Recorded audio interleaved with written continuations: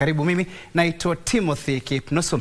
Na mwananga taarifa kwamba rais wa kamati ya kitaifa ya Olimpiki ya Kenya NOC Shadrack Maluki ametoa wito upya kwa uwekezaji endelevu katika michezo mashinani na kuyataka mashirika ya michezo, serikali za kaunti na viongozi waliochaguliwa kuyapa kipaumbele mashindano ya ngazi ya jamii kama njia ya kuwakuza wachezaji.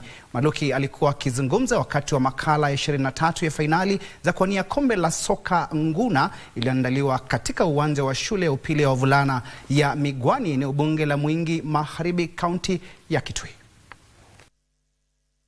Wakenya walipoungana na mataifa mengine ya Afrika kukaribisha mwaka mpya, kamati ya kitaifa ya Olimpiki ya Kenya na wapenda michezo wengine walikusanyika katika shule ya upili ya wavulana ya Migwani katika eneo bunge la Mwingi Magharibi, kaunti ya Kitui kwa makala ya 23 ya kombe la nguna.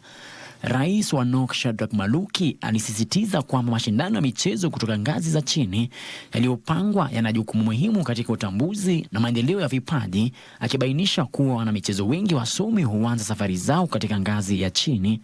We are going to develop a more elaborate program where we are going now to encompass all other disciplines, grow them and ensure that because I've already set the space. CNN has set the space, so it is us to come in and fit in that space he has created and bring more disciplines in this area and grow them together.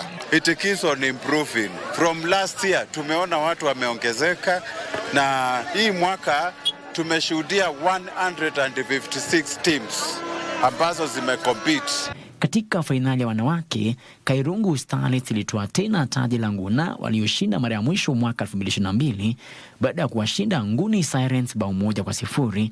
Fainali ya wanaume ilifanya Dhitani FC kuweka historia kwa kunyakua taji lao la kwanza kwa ushindi mwembamba wa bao 1-0 dhidi ya Musuwani Shooters. There are some scouts, and I hope there are some few individual players that they will achieve and become a professional football player like us. Zinatukuza, zinatumotivate. If you are having such a goal and you are seeing someone from within doing such a thing that you are dreaming about, unaona anaweza, anapambana, that gives you an extra energy and support. Frederick Muoki, Darubini Michezo.